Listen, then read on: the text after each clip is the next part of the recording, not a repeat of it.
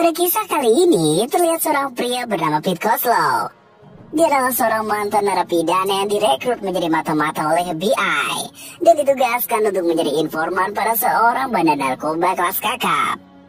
Ia nampak sedang mengerjakan sesuatu, lalu menyelipkan barang tersebut ke dalam pakaiannya. Tak lama kemudian, sebuah panggilan dari FBI masuk ke teleponnya yang memberitahu jika target mereka akan tiba dengan membawa 6 kg narkoba jenis fentanyl. Tak lama berselang, giliran ponsel lainnya yang mendapat panggilan. Namun kali ini, panggilan datang dari kawan gangsternya yang bernama Stazek. Keduanya pun mulai membicarakan soal kedatangan bos mereka, termasuk dengan barang haram yang akan diselundupkan. Kozlow juga digambarkan sebagai seorang suami sekaligus ayah yang bertanggung jawab. Karena ia yang mengetahui bahayanya tugas kali ini, langsung meminta istri dan anaknya agar berlindung ke tempat lain, alih-alih untuk berlibur. Kozlow juga tak lupa menitipkan kunci pada istrinya yang bernama Sofia, sembari memintanya untuk tidak membukakan pintu pada siapapun apabila dirinya tak kunjung pulang dari misi kali ini. Di waktu yang sama, agen FBI bernama Wilcox nampak sedang memberi arahan pada petugas lainnya mengenai penyergapan yang akan dilakukan pada target mereka. Agen FBI yang sebelumnya sempat menghubungi Kozlow juga menjelaskan soal kontribusi mantan narapidana tersebut dalam aksi penyergapan kali ini. Wilcox menegaskan agar semua petugas tidak perlu menangkap atau menyakitinya, kecuali hanya menunggu sinyal instruksi dari Kozlow untuk memulai aksinya nanti. Nah, keesokan harinya, Kozlow menjalani aksinya dengan menemui Stazek di bawah pantauan Wilcox dan pasukannya. Namun tanpa diketahuinya, ternyata Stazek malah mengajak Kozlow untuk bertemu dengan pembeli. Sontak, ia pun bingung karena itu tidak masuk dalam rencananya kemarin. Sama halnya dengan Wilcox yang mau tak mau, kini harus mengikuti pola pergerakan dari targetnya. Setibanya di tempat transaksi, Kozlow yang menjalani perannya dengan sangat baik malah mendapati adanya kejanggalan pada calon pembelinya kali ini. Pasalnya, pria tersebut nampak canggung dan sama sekali tidak terlihat seperti pecandu atau kriminal lainnya. Tidak hanya itu, keanehan juga dirasakan betul oleh Kozlow ketika mengetahui kebohongan calon pembeli itu yang mengaku pernah sama-sama di penjara di Belleville. Alhasil, Kozlow pun meyakini jika pria yang ada di depannya merupakan anggota polisi yang mungkin saja sedang bertugas namun tak mengetahui siapa Kozlow sebenarnya. Dengan perlahan, Kozlow berusaha memperingati polisi itu agar meninggalkan tempat tersebut. Karena bagaimanapun juga, nyawa polisi itu bisa saja terancam. Namun respon mengejutkan malah ditunjukkan oleh polisi penyamar itu dengan mengeluarkan pisau seolah ia ingin menakut-nakuti Kozlow. Bukannya berhasil kabur dan menyelamatkan diri atau menangkap kawanan Kozlow, polisi itu malah tumbang setelah tembakan Stazek berhasil mengenai tubuhnya. Mendapati aksi tersebut, Kozlow pun kesal karena skenario awal yang telah disusunnya bersama Wilcox menjadi berantakan. Ia lalu keluar dari tempat tersebut dengan alasan ingin merokok yang sebenarnya merupakan kode dari Kozlow agar Wilcox dan satuannya bisa segera mengamankan tempat itu. Namun hal tak terduga justru terjadi, karena ternyata Wilcox malah mengambil keputusan sendiri dengan meninggalkan tempat itu dan menarik mundur pasukannya untuk tidak jadi menyergap tempat tersebut. Usai membereskan mayat polisi tadi, Kozlow dan kawanannya kini tiba di markas sang gembong narkoboy yang diketahui bernama Richard Klimek. Dengan beringas, Klimek memukuli Stazek karena dianggap telah mengancam bisnisnya, menyusul aksi penembakan pada polisi tadi. Lain halnya dengan Kozlow, ia malah diperintahkan Klimek untuk menyerahkan diri pada polisi. Karena menurutnya, dengan cara tersebut, maka kasus penembakan tadi tidak akan diusut terlalu jauh oleh polisi, yang bisa saja mengacaukan bisnisnya. Bahkan Klimek juga menjamin jika masa tahanan Kozlow tidak akan berlangsung lama, karena ia pun telah menyiapkan tim pengacara untuk mempersingkat masa tahanannya. Namun, ternyata rencana tersebut tidak hanya sekedar untuk menutupi kasus penembakan tadi saja. Gembong narkoboy itu juga berniat untuk menjadikan Kozlow sebagai penyuplai barang haram di penjara tersebut. Sialnya lagi, Klimek ternyata juga telah menahan istri dan anak Kozlow yang semakin membuat permintaannya tak bisa ditolak lagi oleh mantan narapidana itu. Di tepian sungai, mantan polisi yang diketahui bernama Daniel Gomez akhirnya ditemukan oleh petugas polisi lainnya. Termasuk diantaranya adalah Edward Greens yang merupakan petugas divisi organisasi kriminal sekaligus menjadi atasan dari mendiang Daniel di satuannya. Di tempat yang berbeda, Kozlow nampak sedang bertemu dengan Wilcox dan mulai meminta kejelasan terkait keputusan yang diambil agen FBI itu saat penembakan Daniel terjadi. Namun, bukannya mendapat penjelasan, Kozlow seolah malah disalahkan karena telah membiarkan seorang polisi tewas terbunuh dalam insiden tersebut. Tidak hanya itu, pengakuannya soal rencana Klimek yang ingin menempatkannya di penjara malah membuatnya justru semakin dalam terjerumus pada misi kali ini. Karena Wilcox meminta Kozlow untuk tetap memenuhi keinginan Klimek agar nantinya ia bisa mendapatkan bukti peredaran barang haram di sana. Mendengar pernyataan tersebut jelas membuat Kozlow kesal, namun ia sendiri tak bisa berbuat banyak karena atasan Wilcox malah balik mengancamnya dengan segala tuntutan hukum yang seolah benar-benar menempatkan Kozlow sebagai pembunuh Daniel. Seolah tak memiliki pilihan lain, Kozlow kini hanya bisa menuruti permintaan Klimek untuk masuk penjara sekaligus berperan sebagai informan bagi FBI. Namun tanpa diketahui oleh siapapun, ternyata Kozlow telah mengantisipasi semua kejadian yang dialaminya. Hal ini terlihat dari percakapannya dengan FBI yang selalu ia rekam dalam kaset pita. Beralih ke Edward, ia masih belum terima dengan kematian anak buahnya, mulai mencari berbagai informasi mengenai sosok yang dicurigainya telah menjadi pembunuh Daniel. Ia bahkan sempat mencurigai Kozlow sebagai sosok di balik kematian anak buahnya. Namun dari sinilah mulai terungkap bahwa Kozlow sejatinya merupakan mantan anggota militer, sekaligus juga menjadi informan bagi FBI. Meski awalnya Edward sempat ragu, namun ia nampak begitu penasaran pada sosok Kozlow yang masih dicurigainya ada di balik peran besar Klimek. Di malam yang berbeda, perayaan jelang dimasukkannya Kozlow ke penjara pun dilakukan. Nampak Klimek yang datang bersama istrinya untuk melangsungkan makan malam bersama Kozlow dan Sofia. Tidak ada hal yang aneh dalam pertemuan malam itu. Namun yang menarik adalah nampak Edward yang ternyata telah mengintai rumah Kozlow sedari tadi jauh sebelum kedatangan Klimek di sana. Tidak hanya dibuat curiga oleh kedatangan si gembong narkoboy itu, namun Edward juga dibuat bingung ketika keesokan harinya ia mendapati Kozlow yang sedang ditangkap oleh polisi di halaman rumahnya. Seolah tak ingin dirundung dengan rasa penasarannya, Edward pun akhirnya mendatangi Wilcox di kantor FBI. Nah, di tempat tersebut, Edward langsung menanyakan soal keterlibatan FBI dalam pembebasan bersyarat Kozlow.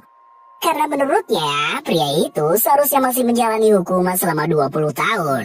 Namun anehnya, Kozlow yang baru menjalani hukuman 4 tahun malah sudah dinyatakan bebas bersyarat.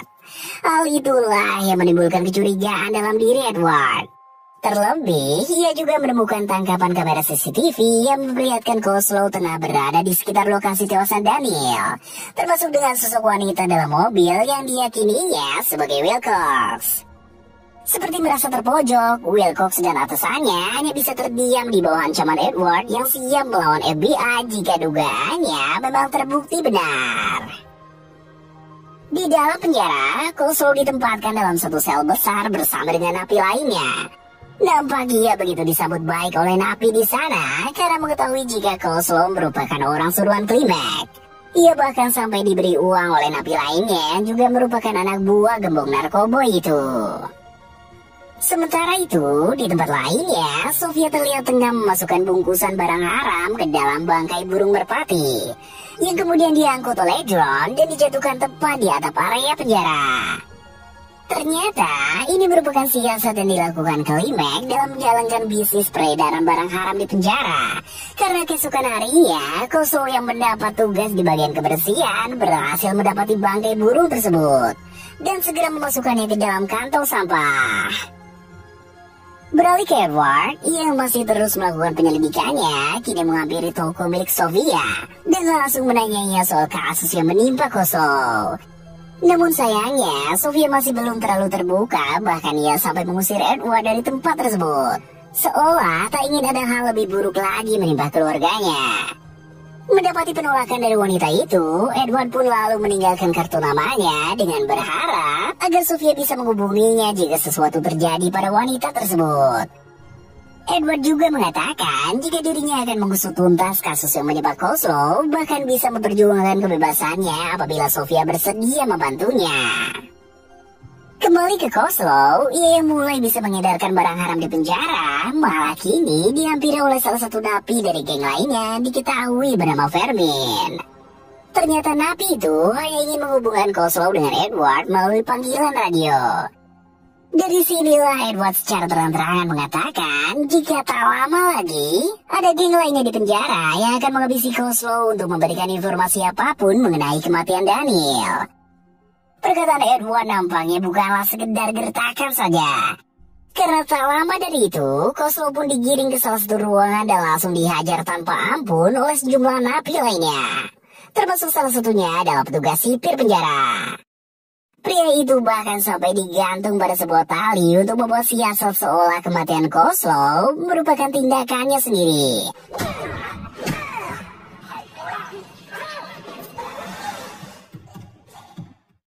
Namun tak lama kemudian, Kozlov pun akhirnya mengakui jika dirinya hanyalah seorang informan dan bekerja untuk mengorek segala informasi tentang Klimek. Mendengar pengakuan tersebut, sekelompok napi kulit hitam itu pun lalu melepaskan jeratan tali di leher Kozlov. Dan terungkaplah jika mereka merupakan rival bisnis gembong narkoba itu. Sementara itu, di kantor FBI, Wilcox dan atasannya yang bernama Kate Montgomery kini dibuat panik. Karena ternyata Edward benar-benar melakukan aksi nekat dengan mendatangi langsung penjara Bell Hill yang menjadi tempat Kozlov dihukum. Tidak hanya itu, Edward juga diketahui sempat meminta data tentang keterlibatan Kozlov yang menjadi informan bagi FBI. Namun dari sinilah mulai terungkap bahwa ternyata Montgomery dan Wilcox melibatkan Kozlov sebagai informan secara diam-diam, tanpa diketahui oleh kantor pusat FBI. Aksi kedua agen FBI itu jelaslah bertentangan dengan peraturan yang ada di sana, dan bisa saja mengancam karir mereka berdua. Namun sialnya, Montgomery malah menyuruh Wilcox untuk melenyapkan Kozlov. Mendengar perintah tersebut, Wilcox jelas menolaknya mentah-mentah. Karena bagaimanapun juga, Kozlov telah berkontribusi banyak dalam aksi mereka selama ini. Terlebih, mantan militer itu juga memiliki keluarga yang tak bisa ditinggalkan begitu saja. Seolah tak ingin berdebat dengan bawahannya, Montgomery malah menyebut jika karir Wilcox akan sangat terancam, bahkan bisa sampai di penjara jika ia tak segera menghabisi Kozlov. Karena menurutnya hanya ada nama Wilcox dan Kozlov saja dalam dokumen mereka. Kembali ke Kozlov, ia yang telah mengantongi nama-nama orang yang terlibat dalam bisnis Klimek di penjara, akhirnya memberitahukannya pada Wilcox, sesuai dengan perintah awal yang diberikan oleh FBI kepadanya. Namun, kecurigaan langsung dirasakan oleh Kozlov. Karena Wilcox yang seharusnya senang dengan kabar tersebut, malah hanya terdiam dan tak memberikan tanggapan satu kata pun. Setelah menemukan ada yang tak beres dengan FBI, Kozlov pun langsung menghubungi Sofia dan memintanya untuk segera menyelamatkan diri bersama anak mereka. Karena ia merasa FBI telah mengkhianatinya. Kozlov juga meminta Sofia untuk menggunakan kunci yang telah ia berikan sebelumnya. Yang ternyata itu merupakan kunci untuk membuka kotak yang berisikan semua rekaman pembicaraan Kozlov dengan FBI selama ini. Sialnya, Sofia yang tengah membuka kotak tersebut malah dihampiri Wilcox yang tiba-tiba saja datang ke tempatnya. Agen FBI itu juga langsung mengambil semua kaset tersebut dan memutarnya di dalam mobil. Entah apa yang dipikirkan oleh Wilcox, ia nampak sangat kebingungan dan bimbang ketika mendapati hasil rekaman yang selama ini disimpan Kozlov tanpa sepengetahuannya. Di waktu yang sama, Klimek yang telah mengetahui kedok asli Kozlov pun akhirnya memerintahkan anak buahnya yang ada di penjara untuk menghabisi Kozlov. Namun beruntung bagi Kozlov, ia yang sempat mendapat serangan dari salah satu napi malah berhasil melumpuhkannya. Bahkan ia sempat membuat kekacauan dengan menyandera seorang sipir.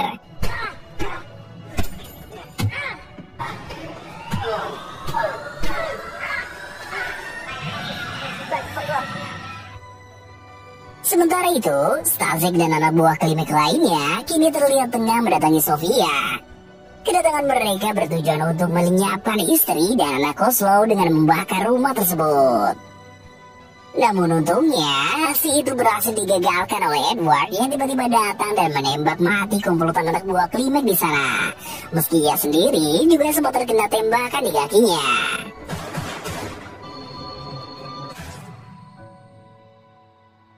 Kembali ke Kozlo, ia yang telah terkepung malah dengan cerdik menukarkan pakaiannya dengan seragam sipir yang disandaranya tadi untuk mengelabui sejumlah petugas yang akan menangkapnya.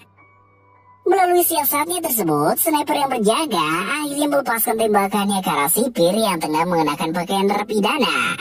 Tembakan itu juga yang secara tak langsung juga telah memicu ledakan pada tabung gas yang telah dipasang Kozlo sebelumnya.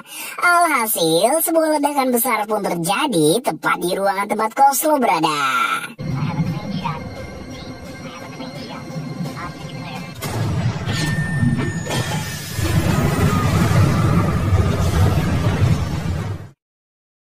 Beruntung bagi Kozlo, ia yang sempat berlindung dari ledakan tadi akhirnya berhasil selamat setelah mendapat penanganan di dalam mobil ambulans. Menariknya, ia yang sebelumnya sempat dikira tak bisa selamat dari insiden tersebut malah kedapatan masih hidup. Dan hal itulah yang membuat Wilcox berinisiatif untuk membebaskan Kozlo dengan membekalinya pistol seolah-olah agen FBI itu sempat diancam oleh pria tersebut.